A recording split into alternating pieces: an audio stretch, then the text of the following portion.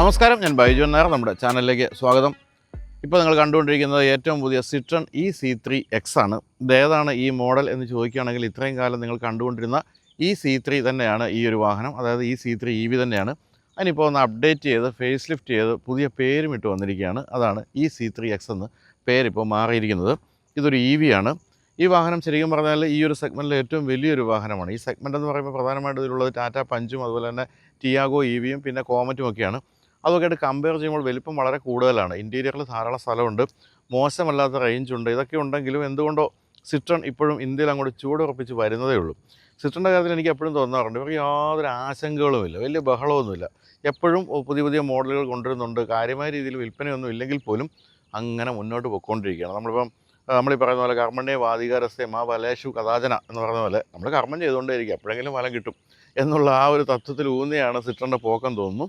പക്ഷേ സിട്രൺ ലോകത്തിലെ തന്നെ ഏറ്റവും മികച്ച വാഹന നിർമ്മാണ കമ്പനികളൊന്നാണ്. ഫ്രഞ്ച് വാഹന നിർമ്മാതാവാണ്. എനിക്ക് തോന്നുന്നു ഇന്ത്യയിൽ നിന്ന് ധാരാളം സിട്രണുകൾ കയറ്റുമതി ചെയ്യുന്നുണ്ട്. അതായിരിക്കും പ്രധാനമായിട്ടും കമ്പനി ലക്ഷ്യമിടുന്നത്. ഇന്ത്യയിലധികം വിറ്റില്ലെങ്കിലും ഇവിടെ നിർമ്മിച്ച് വാഹനങ്ങൾ ലോക രാജ്യങ്ങളിലേക്കെല്ലാം കയറ്റുമതി ചെയ്ത് പോകുന്നുണ്ട്. എന്തായാലും നിർമ്മാണ നിലവാരത്തിൻ്റെ കാര്യത്തിലായാലും ഇൻറ്റീരിയറിൻ്റെ കാര്യത്തിലായാലും എല്ലാം തന്നെ വളരെ മുന്നിൽ നിൽക്കുന്ന സിട്രണിൻ്റെ വാഹനങ്ങൾ ഇന്ത്യക്കാർ കുറച്ചുകൂടി കാര്യമായ രീതിയിൽ ശ്രദ്ധിക്കണം എന്നാണ് എനിക്ക് തോന്നുന്നത്. കാരണം ഒട്ടും മോശമല്ലാത്ത നിർമ്മാണ നിലവാരം അടക്കമുള്ള കാര്യങ്ങളെല്ലാം ഇവരുടെ വാഹനങ്ങൾക്കുണ്ട്. എന്തായാലും ഈ വാഹനത്തിൻ്റെ കാര്യത്തിൽ ഇപ്പോൾ പ്രധാനമായിട്ട് സംഭവിച്ചിരിക്കുന്നതിൻ്റെ റേഞ്ച് അല്പം വർദ്ധിച്ചു. പിന്നെ ഹെഡ്ലൈറ്റിലൊക്കെ ചെറിയ മാറ്റങ്ങൾ വന്നു. പിന്നെ ആക്സസറി ആയിട്ട് വേണമെങ്കിൽ നിങ്ങൾക്ക് ഒരു ഡാഷ് ക്യാം വാങ്ങിച്ച് ഫിറ്റ് ചെയ്യാം. അതിൻ്റെ ഗുണം എന്താ വെച്ചാൽ അത് അഡാസ് ഫീച്ചേഴ്സിൻ്റെ ചെറിയ ഗുണങ്ങളൊക്കെ ചെയ്യും. ഇപ്പോൾ ലൈൻ ഡിപ്പാച്ചർ വാണിംഗ് ഉള്ള കാര്യങ്ങളൊക്കെ ആ ഡാഷ് ക്യാം നൽകും. അല്ലാതെ അഡാസിൻ്റെ ലെവൽ 2 ഫീച്ചേഴ്സ് ഒന്നും ഇതിൽ കൊടുത്തിട്ടില്ല. ഇപ്പോൾ എന്തുകൊണ്ടാണ് ഈ ഒരു അപ്ഡേഷൻ വന്നതെന്ന് ചോദിച്ചാൽ നിങ്ങൾക്ക് അറിയാവുന്ന പോലെ ടാറ്റ ടിയാഗോ EV ഒക്കെ ഒന്ന് അപ്ഡേറ്റ് ചെയ്ത് വന്നപ്പോൾ എന്തായാലും നമ്മളും ഒന്ന് അപ്ഡേറ്റ് ചെയ്യണമല്ലോ എന്ന് സിട്രൺ വിചാരിച്ച് കാണും. അതുകൊണ്ടായിരിക്കും ഇത്തരം അപ്ഡേറ്റ്സ് ഒക്കെ വന്നിരിക്കുന്നത്. മറ്റൊരു പ്രധാനപ്പെട്ട കാര്യം, ഇതിപ്പോൾ ബാസ് സ്കീമിലേക്ക് വന്നു എന്നുള്ള കാര്യമാണ്. ബാസ് എന്ന് പറഞ്ഞാൽ ബാറ്ററി ആസ് എ സർവീസ് എന്ന് പറയുന്ന ആ സ്കീമിലേക്ക് വന്നു. അതായത് നിങ്ങൾക്ക് ഈ വാഹനത്തിന് അല്ലെങ്കിൽ അതിൻ്റെ വില ആരംഭിക്കുന്ന 11,99,000 രൂപയിലാണെങ്കിൽ നിങ്ങൾക്ക് ബാസ് സ്കീമിൽ 6,89,000 രൂപയ്ക്ക് ഇപ്പോൾ ഈ വാഹനം വാങ്ങിക്കാൻ പറ്റും. അതിനുശേഷം നിങ്ങൾ ഓടുന്ന ഓരോ കിലോമീറ്ററിനും 2 രൂപ 26 പൈസ വെച്ച് കൊടുത്താൽ മതി. പക്ഷേ നിങ്ങൾ പ്രതിമാസം 2000 കിലോമീറ്ററെങ്കിലും ഓടിക്കണമെന്നുണ്ട്. അപ്പോൾ 2000 കിലോമീറ്റർ ഇൻറ്റു 2 രൂപ 26 പൈസ എന്ന് പറയുമ്പോൾ 4,520 രൂപയാണ് നിങ്ങൾ പ്രതിമാസം അടയ്ക്കേണ്ടത്. അങ്ങനെ അടച്ചടച്ച് മുന്നോട്ട് പോയി കുറേ കാലം കഴിയുമ്പോൾ നിങ്ങൾ ബാറ്ററിയുടെ വിലയും കൂടി അടച്ചു തീരുമ്പോൾ നിങ്ങൾക്ക് ബാറ്ററി അടക്കം വാഹനം സ്വന്തമാകും. അതാണ് ബാസ് സ്കീമിൻ്റെ കാര്യം. ഈ ബാസ് സ്കീമും ഇപ്പോൾ മിക്ക വാഹന നിർമ്മാതാക്കളും കൊണ്ടുവരുന്നു. നമ്മളിപ്പോൾ കഴിഞ്ഞ ദിവസം നമ്മുടെ ക്വസ്റ്റ്യൻ ആൻസറിൽ ഇന്ത്യയിൽ ബാസ് സ്കീമിൽ കിട്ടുന്ന വാഹനങ്ങൾ ഏതൊക്കെയാണെന്നൊക്കെ പറയുന്നു. അത് നോക്കുകയാണെങ്കിൽ കൃത്യമായിട്ട് മനസ്സിലാക്കാൻ സാധിക്കും. എന്തായാലും ഞാൻ പറഞ്ഞല്ലോ 11,99,000 രൂപയാണ് ഇപ്പോൾ ഈ വാഹനത്തിൻ്റെ എക്സ്ഷോറൂം വിലയെങ്കിലും നിങ്ങൾ ആദ്യം വാങ്ങിക്കുന്ന കുറച്ച് പേർക്ക് വില കുറച്ച് കൊടുക്കാനും കമ്പനി പരിപാടി ഇട്ടിട്ടുണ്ട്. അതായത് 1.5 ലക്ഷം രൂപ കുറച്ച് നിങ്ങൾക്ക് ഈ വാഹനം കിട്ടും. 10,49,000 രൂപ എൻട്രി ലെവൽ മോഡലിൽ കൊടുത്താൽ ഇപ്പോൾ ഈ വാഹനം സ്വന്തമാക്കും. അതുകൂടാതെ ഞാൻ ഈ പറഞ്ഞ ബാസ് സ്കീമുണ്ട്. അപ്പോൾ അതൊക്കെയാണ് പ്രധാനമായിട്ടും പുതുതായിട്ട് വന്നിരിക്കുന്നത്. കൂടാതെ റേഞ്ച് ഏതാണ്ട് 75 കിലോമീറ്ററോളം വർദ്ധിച്ച് ഇപ്പോൾ 325 കിലോമീറ്ററായിട്ട് മാറിയിട്ടുണ്ട്. നിങ്ങളിപ്പോൾ ടാറ്റ ടിയാഗോയൊക്കെയാണല്ലോ പ്രധാനപ്പെട്ട എതിരാളി. അതിനൊക്കെ 293 അതിൻ്റെ വലിയ ബാറ്ററി പാക്കിൻ്റെ റേഞ്ച് പറയുന്നതെങ്കിൽ ഇതിന് 325 ഉണ്ട്. പക്ഷേ ഇതിൻ്റെയും ബാറ്ററി പാക്കിനും അതുപോലെ മോട്ടറിനൊന്നും യാതൊരു മാറ്റവും സംഭവിച്ചിട്ടില്ല. അല്ലാതെ തന്നെയാണ് ഈ ഒരു റേഞ്ച് ഇൻക്രീസ് ചെയ്തിരിക്കുന്നത്. അപ്പോൾ ഇതൊക്കെയാണ് ഈ വാഹനത്തിൻ്റെ മൊത്തത്തിലുള്ള വിശേഷങ്ങൾ. ഇത് നമുക്ക് വാഹനത്തിനെ ഒന്ന് അടുത്ത് കാണാം. ഞാൻ പറഞ്ഞല്ലോ ടാറ്റ ടിയാഗോകളൊക്കെ വളരെ വലിയൊരു വാഹനമാണ്. ഇതിപ്പോൾ കൃത്യമായിട്ട് പറയുകയാണെങ്കിൽ 140 മില്ലിമീറ്റർ വീൽ ബേസ് കൂടുതലുണ്ട് ടിയാഗോയെക്കാളും, 179 മില്ലിമീറ്റർ നീളവും കൂടുതലുണ്ട്. അപ്പോൾ ഇൻറ്റീരിയർ സ്പേസ് തീർച്ചയായിട്ടും കൂടുതലുണ്ട്. കാണാനും നല്ല ഭംഗിയുള്ളൊരു മോഡലാണ്. സിട്രണിൻ്റെ വാഹനങ്ങൾ സ്ഥിരം രൂപം തന്നെയാണ് മുൻഭാഗത്ത് കൊടുത്തിരിക്കുന്നത്. ഇവിടെ സിട്രണിൻ്റെ ലോഗോ ഇൻ്റഗ്രേറ്റ് ചെയ്ത പോലെയുള്ള ഈ ഒരു സ്റ്റീൽ ഫിനിഷുള്ള ഭാഗമുണ്ട്. അത് തന്നെയാണ് ഗ്രില്ല് എന്ന് വിളിക്കാവുന്നൊരു ഭാഗവും. അത് നല്ല ഭംഗിയാണ്. പക്ഷേ അത് മറ്റ് എല്ലാ വാഹനങ്ങളും ഒരുപോലെ തന്നെ ആയതുകൊണ്ട് പെട്ടെന്ന് മനസ്സിലാകില്ല ഏതാണ് മോഡൽ എന്നുള്ള ഒരു കാര്യം. അത് മാത്രമല്ല അതിൻ്റെ ഒരു പ്രശ്നം, ഇവിടെയായിട്ട് വീണ്ടും ഒരു ചെറിയ ഗ്രില്ലിൻ്റെ ഭാഗം, താഴെയായിട്ട് വലിയൊരു എയർ ഡാം കൊടുത്തിരിക്കുന്നു. ഇപ്പോൾ പുതുതായിട്ട് ഈ ഒരു LED പ്രൊജക്ടർ ഹെഡ് ലാമ്പ് വന്നിട്ടുണ്ട്. അത് നല്ല എലമെൻറ്റ്, അതിൻ്റെ അത് ഉള്ളിലെ എലമെൻറ്റൊക്കെ കാണാൻ നല്ല ഭംഗിയുണ്ട്. ഡാറ്റ റണ്ണിങ് ലാമ്പ് നല്ല ഭംഗിയുള്ള രീതിയിലാണ് കൊടുത്തിരിക്കുന്നത്. താഴെയായിട്ട് ഇങ്ങനെ ഒരു ആഷ് നിറമുള്ള ഭാഗം ലോവർ ഭാഗത്തായിട്ട് കാണാം. അതുപോലെ ഇവിടെയൊക്കെ പ്ലാസ്റ്റിക് ക്ലാഡിങ് തന്നെയാണ് കൊടുത്തിരിക്കുന്നത്. വിയർണ ബ്ലാക്ക് ഫിനിഷോ അങ്ങനെയുള്ള കാര്യങ്ങളൊന്നും കൊടുത്തിട്ടില്ല. എന്തായാലും ഫോഗ് ലാമ്പ് നിങ്ങൾക്ക് ആക്സറി ആയിട്ട് വാങ്ങിച്ചാണ് ഫിറ്റ് ചെയ്യാൻ സാധിക്കുന്നത്. അതിനുള്ള സ്ലോട്ട് അവിടെ കൊടുത്തിട്ടുണ്ട്. നല്ല ബോൾഡ് ലുക്കിംഗ് ആണ്. ബോണറ്റ് ഉൾപ്പെടെയുള്ള കാര്യങ്ങളെല്ലാം, ബോണറ്റ് ലൈനുകളും എല്ലാം നല്ല ഭംഗിയായിട്ട് കൊടുത്തിരിക്കുന്നു. അങ്ങനെ മുൻഭാഗം തീർച്ചയായിട്ടും സിട്രണിൻ്റെ ഏതൊരു വാഹനം പോലെ തന്നെ വളരെ ബോൾഡും വളരെ എലഗൻറ്റുമാണെന്നുള്ള കാര്യത്തിൽ സംശയമില്ല. സൈഡ് പ്രൊഫൈലിലേക്ക് വരുമ്പോൾ ഈ ഒരു അലോയ് വീലിൻ്റെ രൂപത്തിന് ഇപ്പോൾ മാറ്റം സംഭവിച്ചിട്ടുണ്ട്. പുതിയ ഒരു C3Xലേക്ക് എത്തിയപ്പോൾ സ്റ്റീൽ ഫിനിഷും ബ്ലാക്ക് ഫിനിഷും തന്നെയാണ് കൊടുത്തിരിക്കുന്നത്. പക്ഷേ ഭംഗിയുള്ളൊരു ഡിസൈനിലേക്ക് മാറിയിട്ടുണ്ട്. 15 ഇഞ്ച് ടയേഴ്സാണ് കൊടുത്തിരിക്കുന്നത്. അതുപോലെ തന്നെ നല്ല വീൽ ട്രാവൽ, ഇഷ്ടംപോലെ സ്പേസൊക്കെ നമുക്ക് ഇതിനിടയ്ക്ക് വീലാർസിനിടയ്ക്ക് കാണാം. വീലാർസിൽ ബ്ലാക്ക് ക്ലാഡിങ് കൊടുത്തിട്ടുണ്ട്. അത് മുൻഭാഗത്ത് ആ ബമ്പറിൻ്റെ തുടർച്ച പോലെ തോന്നിക്കും. ഇവിടെയാണ് ചാർജിങ് പോർട്ട് കൊടുത്തിരിക്കുന്നത്. അത് വളരെ സൗകര്യപ്രദമാണ്. നേരെ കൊണ്ട് ഈ പോർട്സിലേക്ക് നിർത്തി ചാർജ് ചെയ്യാം. പിൻഭാഗത്തേക്ക് വരുമ്പോൾ ഒരു പ്രശ്നം, അത് ഞാൻ ടിയാഗോയുടെ ആ ഒരു വീഡിയോയിലൊക്കെ പറഞ്ഞിരുന്നു. എനിക്കിതാണ് സൗകര്യപ്രദമായിട്ട് തോന്നാറുള്ളത്. ഇവിടെ സിട്രൺ എന്നുള്ള ബാഡ്ജിങ്ങും അതുപോലെ C3 എന്നുള്ള ബാഡ്ജിങ്ങും എന്നുള്ള ബാഡ്ജിങ്ങും കൊടുത്തിട്ടുണ്ട്. ഇവിടെ സിട്രൺ എന്നുള്ള ഈ ഒരു സംഭവം കൊടുത്തിരിക്കുന്നത് ശരിക്കും പറഞ്ഞാൽ അത് ഒരു ഓട്ട അടയ്ക്കാൻ വേണ്ടി ചെയ്തതെന്ന് പറയാം. ഇവിടെയായിരുന്നു നേരത്തെ അതിൻ്റെ ഇൻഡിക്കേറ്റർ കൊടുത്തിരുന്നത്. നേരത്തെ ഇപ്പോൾ വന്നിരിക്കുന്ന സൈഡ് വ്യൂ മിറേഴ്സിലാണെങ്കിൽ ഇവിടെ നേരത്തെ ഇവിടെയായിരുന്നു. അതെടുത്ത് കളഞ്ഞപ്പോഴത്തേക്കും ആ ഓട്ട അടയ്ക്കാൻ വേണ്ടി ചെയ്ത കാര്യമാണ് ആ സിട്രൺ എന്നുള്ള ബാഡ്ജിങ് അവിടെ കൊടുത്തിരിക്കുന്നത്. പക്ഷേ അതിപ്പോൾ ഒരു ഭംഗിയുണ്ട് കാണാൻ.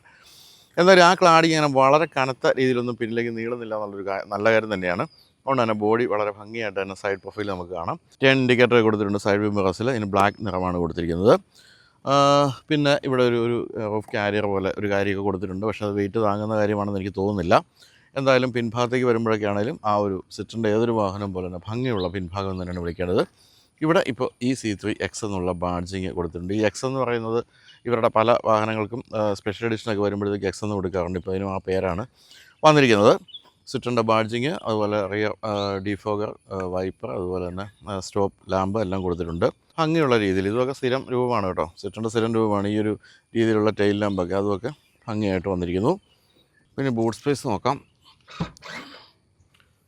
മോശമല്ല, 315 ലിറ്റർ ബൂട്ട് സ്പേസ് ഉണ്ട്. പക്ഷേ ഒരല്പം ഡീപ്പാണ് ഈ ഒരു സാധനങ്ങളൊക്കെ വെക്കുന്ന ഭാഗം എന്നുള്ളതുകൊണ്ട് തന്നെ എടുത്തൊക്കെ വെക്കേണ്ടി വരുമെന്ന് മാത്രമേ ഉള്ളൂ. അല്ലെങ്കിൽ മോശമല്ല. അതുപോലെ സീറ്റുകൾ നമുക്ക് പൂർണ്ണമായിട്ട് ഫോൾഡ് ചെയ്യാം. 60-40 ഒന്നുമല്ല. അതുകൊണ്ട് തന്നെ കൂടുതൽ സാധനങ്ങൾ കയറ്റാൻ ബുദ്ധിമുട്ടുമില്ല. അപ്പോൾ ഇതൊക്കെയാണ് എക്സ്റ്റീരിയർ മാറ്റങ്ങൾ, വിശേഷങ്ങൾ പറയാവുന്നത്. ഒരു കാര്യം പറയാൻ വിട്ടുപോയത്, വളരെ ചെറിയ ഭംഗിയുള്ള രീതിയിലുള്ളൊരു ഇൻഡിക്കേറ്റർ സ്പോയിലർ അവിടെ കൊടുത്തിട്ടുണ്ട്. അതും വാഹനത്തിൻ്റെ ഭംഗി തീർച്ചയായിട്ടും വർദ്ധിപ്പിക്കുന്നുണ്ട്. എനിക്ക് സിട്രൻ്റെ എല്ലാ വാഹനങ്ങളും കാണാൻ വലിയ ഇഷ്ടമാണ്. ഒരു വ്യത്യസ്തമുള്ള രൂപമാണ്, തന്നെ വളരെ ബോൾഡ് ലുക്കിംഗാണ്. ഇപ്പോൾ ഈ ഒരു വാഹനമൊക്കെ 10 ലക്ഷം രൂപ കിട്ടുന്നൊരു വാഹനമാണ് ഇതെന്ന് വിശ്വസിക്കാനാവില്ല. അത്രയും വലിപ്പവും കാര്യങ്ങളും എല്ലാം കൊടുത്തിട്ടുണ്ട്. ഇൻറ്റീരിയറിലും മോശമല്ലാത്ത കാര്യങ്ങൾ കൊടുത്തിട്ടുണ്ട്. പക്ഷേ ഇവരുടെ ഒരു പ്രശ്നം എന്ന് പറയുന്നത്, ഇവരാദ്യം വരുന്ന മോഡലുകളിൽ കാര്യമായ ഫീച്ചേഴ്സ് കൊടുക്കില്ല. അപ്പോൾ ഇത് വാങ്ങിക്കാൻ വേണ്ടി ഡീലർഷിപ്പിൽ ചെല്ലുന്നവർ നോക്കിയിട്ട് പറയുമോ ഇതിനേക്കാളൊക്കെ ഫീച്ചേഴ്സ് ഇഷ്ടം പോലെ ഉണ്ടല്ലോ ടിയാഗോയിൽ അല്ലെങ്കിൽ പഞ്ചിലെന്നൊക്കെ പറഞ്ഞിട്ട് അവർ വാങ്ങിക്കാൻ പോകും. കുറച്ച് കാലം കഴിഞ്ഞിട്ട് അപ്ഡേറ്റ് വരുമ്പോൾ എല്ലാ ഫീച്ചേഴ്സും കൊണ്ടുവരും. പക്ഷേ അത് ജനം അറിയുന്നുമില്ല. അതാണ് സിട്രൻ്റെ കാര്യത്തിൽ എപ്പോഴും സംഭവിക്കുന്നത്. ഇതിൻ്റെ കാര്യത്തിൽ ഇപ്പോൾ അതാണ് സംഭവിച്ചിരിക്കുന്നത്. ഇതിലും ഫീച്ചേഴ്സ് കാര്യമായ രീതിയിൽ ആഡ് ചെയ്ത് വന്നു. പക്ഷേ അത് ജനങ്ങളെ അറിയിക്കാനുള്ള സംവിധാനമില്ല എന്നുള്ളതാണ് പ്രശ്നം. അപ്പോൾ സിട്രൺ തുടക്കത്തിലെ വാഹനങ്ങൾ കൊണ്ടുവരുമ്പോൾ ഫീച്ചർ റിച്ചായിട്ട് കൊണ്ടുവരികയാണെങ്കിൽ മാത്രമേ ജനശ്രദ്ധയിൽ വരികയും അവർ വാങ്ങിക്കുകയും ചെയ്യുള്ളൂ എന്ന് ഈ രംഗത്ത് പ്രവർത്തിക്കുന്ന ആളെന്ന നിലയ്ക്ക് ഞാനൊരു മുന്നറിയിപ്പ് നൽകുകയാണ്. അപ്പോൾ ഇത്രയും പറഞ്ഞുകൊണ്ട് നമുക്ക് ഇൻറ്റീരിയർ കാണാം.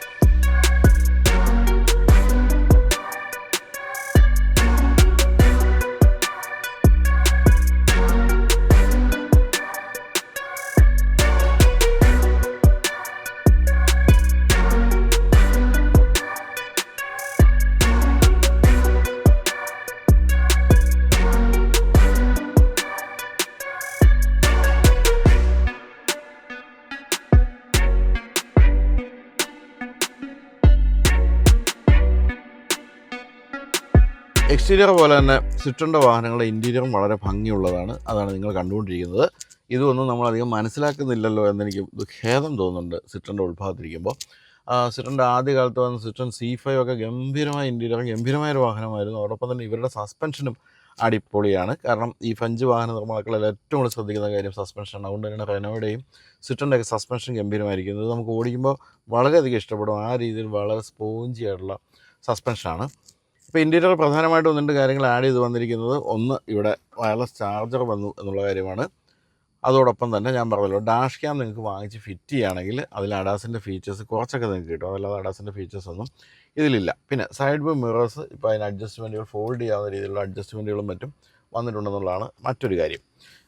ഈ ഒരു 10.25 ഇഞ്ചിൻ്റെ സ്ക്രീനൊക്കെ നിലനിർത്തിയിട്ടുണ്ട്. ഇതിൽ വളരെ ശോകമാണ് ഇതിൻ്റെ റിവേഴ്സ് ക്യാമറ എന്നൊക്കെ പറയുന്നത്.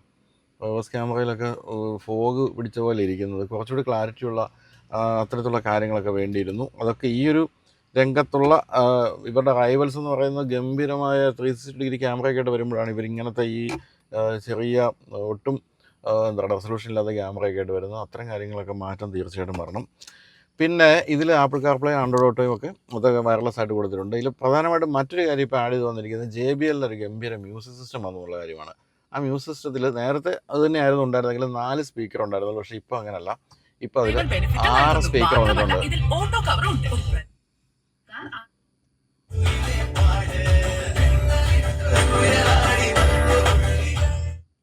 അത് ഈ സെഗ്മെൻറ്റിലെ ഏറ്റവും നല്ല മ്യൂസിക് സിസ്റ്റമായിട്ട് വേണമെങ്കിൽ കണക്കാക്കാം. 6 സ്പീക്കറുള്ള JBLൻ്റെ മ്യൂസിക് സിസ്റ്റം. പിന്നെ ഇതിൽ നേരത്തെ 2 എയർ ബാഗാണ് ഉണ്ടായിരുന്നെങ്കിൽ ടോപ്പ് എൻഡ് മോഡലിൽ ഇപ്പോൾ 6 എയർ ബാഗായി. താഴെയുള്ള വേരിയൻസിലൊക്കെ 4 എയർ ബാഗുമായിട്ടുണ്ട്. അത്രയും കുറേ മാറ്റങ്ങളൊക്കെ സംഭവിച്ചു. അദ്ദേഹം പറഞ്ഞതൊക്കെ ആദ്യമേ കൊണ്ടുവരേണ്ട കാര്യങ്ങളാണ്. അതൊക്കെ ഇപ്പോൾ കൊണ്ടുവന്ന് കഴിഞ്ഞാൽ ജനം അറിയുന്നില്ല എന്നുള്ളതാണ് ഏറ്റവും പ്രധാനപ്പെട്ട പ്രശ്നം. എന്തായാലും നല്ല ഭംഗിയുള്ള കളേഴ്സാണ്. ഒരു ബ്ലൂ നിറം, അതോടൊപ്പം തന്നെ ഇവിടെ ഒരു സ്റ്റീൽ ഫിനിഷ്, അതിൻ്റെ താഴെ ബീജ്, ഇവിടെ ഒരു ചെറിയ ആഷ് നിറം, ഇങ്ങനെയൊക്കെയുള്ള നിറങ്ങളൊക്കെ കൊടുത്ത് ഭംഗിയാക്കിയിട്ടുണ്ട്. AC വെൻറ്റിലൊക്കെ പിയാനോ ബ്ലാക്ക് ഫിനിഷും AC വെൻറ്റിൻ്റെ രൂപമൊക്കെ രസകരമായിട്ടുണ്ട്. ഇവിടെ ഇങ്ങനെ ചെയിനൊക്കെ പിടിച്ച പോലെയാണ് ഇതിൻ്റെ ഈ ഒരു AC വെൻറ്റിലെ എലമെൻസൊക്കെ നമുക്ക് കാണാൻ സാധിക്കുന്നത്. മാനുവൽ AC ആണ്, അല്ല ക്ലൈമറ്റ് കൺട്രോൾ ഒന്നും കൊടുത്തിട്ടില്ല. ഇവിടെ 12 വോൾട്ടിൻ്റെ ചാർജറും ഇവിടെ ഒരു മറ്റൊരു ചാർജറും കൊടുത്തിരിക്കുന്നു. ഇതിൽ മൊബൈൽ ഫോൺ വേണമെങ്കിൽ വെക്കാം. ഇവിടെ വയർലെസ് ചാർജർ കൊടുത്തിട്ടുണ്ട്. 2 കപ്പ് ഹോൾഡേഴ്സ് കൊടുത്തിരിക്കുന്നു. മറ്റൊരു കാര്യം, രസമുള്ള കാര്യം, ഇതിൻ്റെ ഡ്രൈവ് സെലക്ടറാണ്. അതിൻ്റെ ആ ഒരു ഡിസൈനൊക്കെ നല്ല രസകരമായിട്ടുണ്ട്. ഇക്കോ എന്ന് പറയുന്നൊരു മോഡ് എക്സ്ട്രാ കൊടുത്തിട്ടുമുണ്ട്. അത് കൂടുതൽ റേഞ്ച് നമുക്ക് തരും. അതുപോലെ ഇവിടെയും ചെറിയ സാധനങ്ങൾ സൂക്ഷിക്കാം. പിന്നെ ആംറസ്റ്റ് ഒന്നും കൊടുത്തിട്ടില്ല. അതുപോലെ തന്നെ ഇലക്ട്രോണിക് പാർക്കിംഗ് ബ്രേക്ക് ഉള്ള കാര്യങ്ങളൊന്നുമില്ല. മാനുവലാണ് അത്തരം കാര്യങ്ങളെല്ലാം തന്നെ. അതുപോലെ തന്നെയാണ് സീറ്റിൻ്റെ അഡ്ജസ്റ്റ്മെൻറ്റുകളും എല്ലാം മാനുവലാണ്. പക്ഷേ ഹൈറ്റ് ഉൾപ്പെടെയുള്ള കാര്യങ്ങളെല്ലാം നിങ്ങൾക്ക് മാനുവലി ചെയ്യാം എന്നുള്ളൊരു ഗുണമുണ്ട്.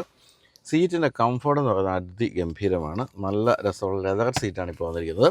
അതിലും ബ്ലൂ ഫിനിഷും ഒരു ഗ്രിപ്പുള്ള ബ്ലൂ ഫിനിഷൊക്കെ കൊടുത്തിട്ടുണ്ട്. കൂടാതെ സൈഡിലൊക്കെ ആണെങ്കിലും ബോൾസ്റ്റേഴ്സും ഒക്കെ നല്ല സുഖമാണ്. അതുകൊണ്ട് തന്നെ ഇരിക്കാൻ നല്ല ഭംഗിയാണെന്ന് മാത്രമല്ല, ഇത് വളരെ പ്രീമിയം ലുക്കിംഗ് ആണ് ഈ ഒരു സീറ്റ് എന്നുള്ള കാര്യത്തിലും സംശയമില്ല. ഡോർ പാഡിലേക്ക് പോകുമ്പോൾ അവിടെ 1-2 ബോട്ടിലൊക്കെ വയ്ക്കാം. നല്ലൊരു ആംറസ്റ്റ് ഉണ്ട്. അതിലും സ്റ്റീൽ ഫിനിഷും ഒക്കെ കൊടുത്ത് അതും ഭംഗിയാക്കിയിട്ടുണ്ട്. മൊത്തത്തിൽ ഒരു ഭംഗിയുള്ള രൂപം അതിനും ഉണ്ടെന്നുള്ള കാര്യത്തിൽ സംശയമില്ല. പിന്നെ ഇതിൽ സൺറൂഫോ ഉള്ള കാര്യങ്ങളോ അത്തരം കാര്യങ്ങളൊന്നും കൊടുത്തിട്ടില്ല. എന്തായാലും അതുകൂടെയൊക്കെ ആകാമായിരുന്നു എന്ന് തോന്നുന്നു. പിന്നെ സ്റ്റിയറിംഗ് വീലും തനത് സിട്രൺ രീതി തന്നെയാണ് ഇതിലും വന്നിരിക്കുന്നത്. സിട്രണിൻ്റെ എല്ലാ വാഹനങ്ങളുടെയും ഏകദേശം ഒരേ രീതി തന്നെയാണ്. ഇതിൽ ക്രൂയിസ് കൺട്രോൾ പോലുള്ള കാര്യങ്ങളൊന്നും തന്നെ കൊടുത്തിട്ടില്ല. ഈ ഫോണുമായിട്ട് ബന്ധപ്പെട്ട കാര്യങ്ങളൊക്കെ പ്രധാനമായിട്ടും കാണാൻ സാധിക്കുള്ളൂ. അതുപോലെ വളരെ ചെറിയ ഒരു മീറ്റർ കൺസോളാണ് മുൻഭാഗത്ത് കാണുന്നത്. പക്ഷേ അതിൻ്റെ കളേഴ്സൊക്കെ രസകരമായിട്ടുണ്ട്. നല്ല ബ്രൈറ്റ് കളേഴ്സ് ഉണ്ട്. അത് ഓടുമ്പോൾ നമുക്ക് ബാറ്ററി ചാർജ് ആകുന്നതിൻ്റെ ഒരു ഗ്രാഫിക്സ് ഒക്കെ കാണാം. അത് കാണാൻ ഭംഗിയുണ്ട്. ഇതാണ് ഞാൻ പറഞ്ഞ പുതുതായിട്ട് വന്നിരിക്കുന്ന സൈഡ് വ്യൂ മിറേഴ്സിൻ്റെ ഫോൾഡിംഗ് ഉൾപ്പെടെയുള്ള അഡ്ജസ്റ്റ്മെൻറ്റുകൾ ഇത്തരം കാര്യങ്ങളൊക്കെ അവിടെ കൊടുത്തിരിക്കുന്നു. ഇവിടെ പവർ വിൻഡോ സ്വിച്ചോട് മാറ്റും കാര്യങ്ങളൊക്കെ മാത്രമേ ഉള്ളൂ. അതുപോലെ തന്നെ ഇത് സ്റ്റാർട്ടാക്കണമെങ്കിൽ കീ ഇട്ട് തന്നെയാണ് തിരിച്ച് സ്റ്റാർട്ടാക്കുക. അല്ലാതെ സ്വിച്ച് ഞെക്കി സ്റ്റാർട്ടാക്കുന്ന പരിപാടിയൊന്നും ഇപ്പോഴും കൊടുത്തിട്ടില്ല. അപ്പോൾ എന്തായാലും 2540 മില്ലിമീറ്റർ വീൽ ബേസ് ഉള്ളതുകൊണ്ട് തന്നെ ഇൻറ്റീരിയർ സ്പേസിലൊന്നും യാതൊരു ക്ഷാമവുമില്ല, യാതൊരു മോശവുമില്ല. ഇഷ്ടംപോലെ ഇൻറ്റീരിയർ സ്പേസ് ഉണ്ട്. അതുപോലെ തന്നെ നല്ല ഹെഡ് സ്പേസ് ഉണ്ട്. അത്തരം കാര്യങ്ങളെല്ലാം വളരെ മുന്നിലാണ് ഈ വാഹനം. പിൻഭാഗത്ത് മാറ്റമൊന്നും ഇല്ലെങ്കിലും മാമൂലനുസരിച്ച് ഇരുന്ന് നോക്കാം.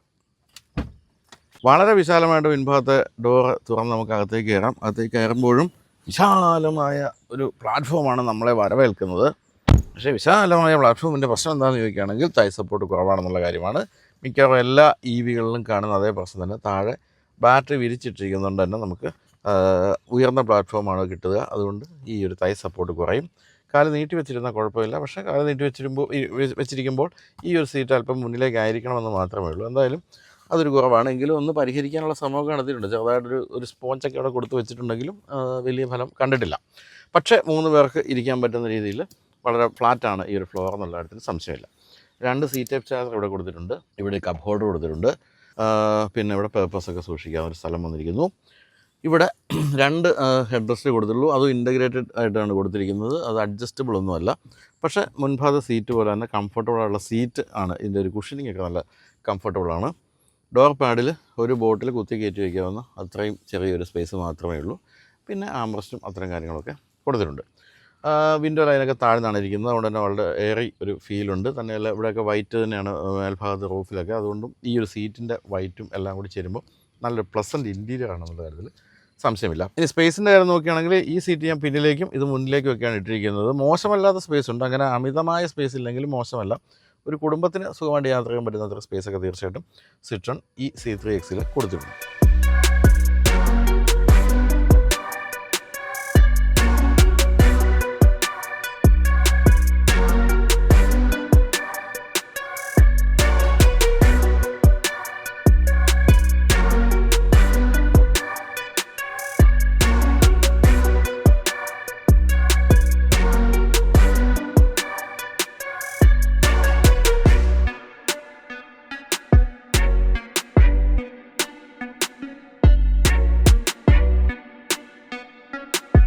അപ്പോൾ ഞാൻ നേരത്തെ പറഞ്ഞില്ലേ, ഈ ഫ്രഞ്ച് വാഹനങ്ങളുടെ ഏറ്റവും പ്രധാനപ്പെട്ട ഗുണം എന്ന് പറയുന്നത് ഇതിൻ്റെ സസ്പെൻഷനാണ്.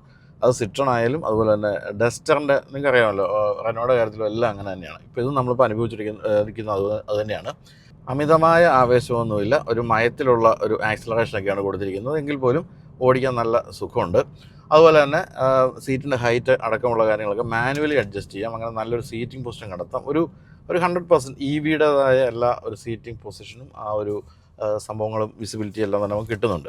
ഇപ്പം നമ്മൾ ഇത്തിരി മോശം വഴി കൂടെയൊക്കെ ഇറങ്ങിക്കൊണ്ടിരിക്കുകയാണ്, എങ്കിലും അത് നമ്മളെ കാര്യമായ രീതിയിൽ ബാധിക്കാത്ത രീതിയിലാണ് സസ്പെൻഷൻ്റെ പ്രവർത്തനം. ഇതെല്ലാം നമ്മൾ ഈ ഒരു വിലക്കിടുന്നൊരു വാഹനമാണെന്ന് കൂടി ആലോചിക്കണം. ചില കുറവുകൾ ഒഴിച്ചു നിർത്തിയാൽ തീർച്ചയായിട്ടും വളരെ മികച്ചൊരു വാഹനമാണ്. എങ്കിൽ പോലും ഇപ്പോൾ എന്നെയൊക്കെ പലരും വാഹനങ്ങൾ വാങ്ങിക്കാൻ അഡ്വൈസ് വെച്ച് വിളിക്കാറുണ്ട്. അവരാരും തന്നെ സിട്രൺ C3 വാങ്ങിക്കട്ടെ എന്ന് ചോദിച്ചിട്ടില്ല. മിക്കവരും ടാറ്റ പഞ്ച്, ടിയാഗോ അങ്ങനെയൊക്കെ ചോദിക്കുന്നതല്ലാതെ ഈ ഒരു വാഹനമൊന്നും അങ്ങനെ കാര്യമായ രീതിയിൽ ആൾക്കാരുടെ മനസ്സിലേക്ക് വരുന്നില്ല. അതിന് കാരണം ഞാൻ നേരത്തെ പറഞ്ഞ കാരണമാണ്. ആദ്യം വരുമ്പോൾ ഫീച്ചേഴ്സ് അധികം ഉണ്ടാവില്ല, പിന്നീട് ഫീച്ചേഴ്സ് ആഡ് ചെയ്ത് വരുമ്പോൾ ജനങ്ങൾ അറിയുന്നുമില്ല. എന്തായാലും നിങ്ങളൊരു ഇലക്ട്രിക് കാർ വാങ്ങിക്കാനൊക്കെ ആഗ്രഹിക്കുന്നുണ്ടെങ്കിൽ സിട്രണിൻ്റെ ഈ വാഹനങ്ങളൊക്കെ നോക്കാവുന്നതാണ്. സിട്രണിൻ്റെ EV മാത്രമല്ല ഉദ്ദേശിക്കുന്നത്, ഏതൊരു വാഹനവും മികച്ച വാഹനമാണ്. വാല്യൂ ഫോർ മണിയാണ് തീർച്ചയായിട്ടും. അതുകൊണ്ട് തന്നെയാണ് ഇന്ത്യയിൽ നിർമ്മിക്കുന്ന സിട്രണുകൾ ലോകവ്യാപകമായിട്ട് ഇവർ കയറ്റുമതി ചെയ്യുന്നത്, ഇന്ത്യയിൽ വിൽപ്പന കുറവാണെങ്കിൽ പോലും. അപ്പോൾ എന്തായാലും ഇപ്പോൾ ഏറ്റവും പുതിയ സിട്രൺ E3X വന്നപ്പോഴും ബാറ്ററി പാക്കിനോ അല്ലെങ്കിൽ മോട്ടറിനൊന്നും യാതൊരു മാറ്റവും സംഭവിച്ചിട്ടില്ല. പക്ഷേ റേഞ്ച് കുറച്ചെന്ന് ഞാൻ പറഞ്ഞല്ലോ, 29.2 കിലോവാട്ടിൻ്റെ ബാറ്ററി പാക്കാണ് കൊടുത്തിരിക്കുന്നത്. 325 കിലോമീറ്ററാണ് ഇപ്പോൾ കമ്പനി പറയുന്ന മൈലേജ്, അതായത് 79 കിലോമീറ്റർ കൂടുതൽ. ഞാൻ നേരത്തെ തുടക്കത്തിൽ 75 പറഞ്ഞതായിട്ടാണ് എൻ്റെ ഓർമ്മ, പക്ഷേ 79 കിലോമീറ്ററാണ് അധികമായിട്ട് വന്നിരിക്കുന്നത്.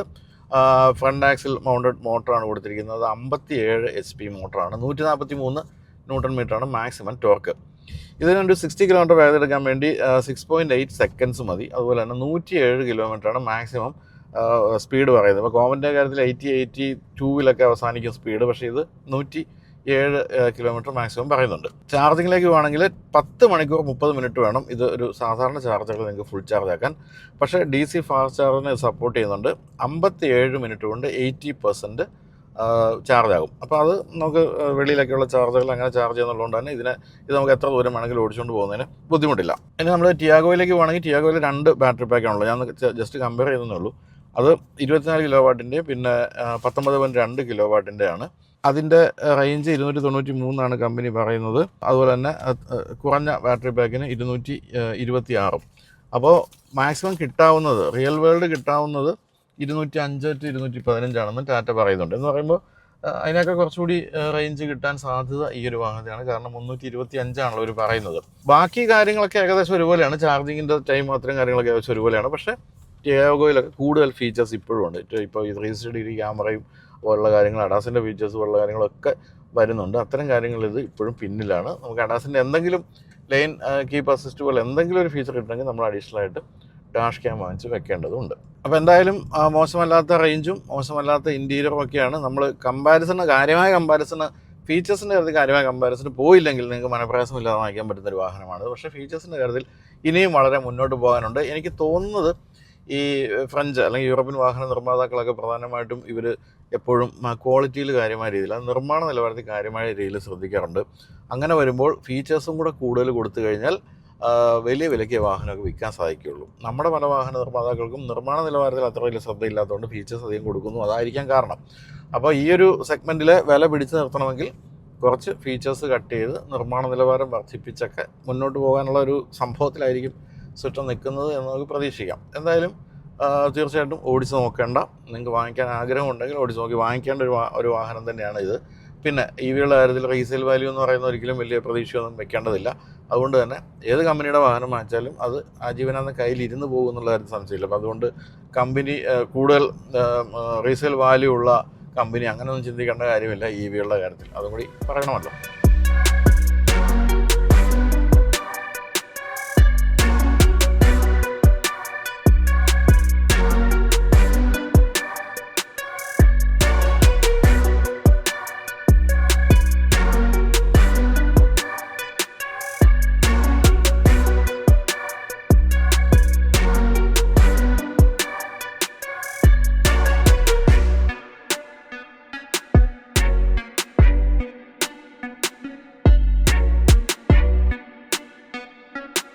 അപ്പോൾ പ്രധാനമായിട്ട് ഞാൻ പറഞ്ഞല്ലോ, ബാസ് സ്കീമിലേക്ക് ഇത് വന്നു എന്നുള്ളതാണ് പ്രധാനപ്പെട്ട വാർത്തയായിട്ട് പറയാവുന്നത്. അപ്പം 3 വേരിയൻസ് ഉണ്ട് ഇതിന്. ഒന്ന് ലൈവ് ഓപ്ഷണൽ, ഷൈൻ, അങ്ങനെ 3 വേരിയൻസ് ആണ്.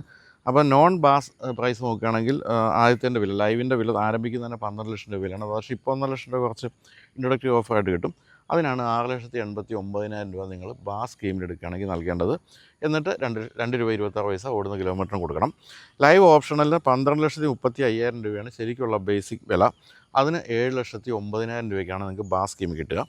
ഏറ്റവും ടോപ്പ് എൻഡ് ഈ കാണുന്ന ഷൈൻ എന്ന് പറയുന്ന വേരിയൻറ്റിന് 13,26,000 രൂപയാണ് ഒറിജിനൽ എക്സ്ഷോറൂമില്ലെങ്കിൽ നിങ്ങൾക്ക് 8,30,000 രൂപയ്ക്ക് കിട്ടും. പിന്നെ നിങ്ങൾ ഓടുന്ന കിലോമീറ്ററിന് 2 രൂപ 26 പൈസ കൊടുത്താൽ മതി. അപ്പോൾ അതൊരു നല്ല ഓപ്ഷനാണെന്ന് തോന്നുന്നു. മാസം 4,520 രൂപ കൊടുക്കേണ്ടി വരും. കൂടുതൽ ഓടുകയാണെങ്കിൽ കൂടുതൽ പൈസയും കൊടുക്കേണ്ടി വരും. പക്ഷേ എങ്കിലും ഒരു ലോൺ എടുത്തതുപോലെ നിങ്ങൾക്ക് മുന്നോട്ട് കൊണ്ടുപോവുകയും അതിൻ്റെ തുക അടഞ്ഞു തീരുമ്പോൾ വാഹനം ബാറ്ററി അടക്കം സ്വന്തമാക്കുകയും ചെയ്യാൻ സാധിക്കും.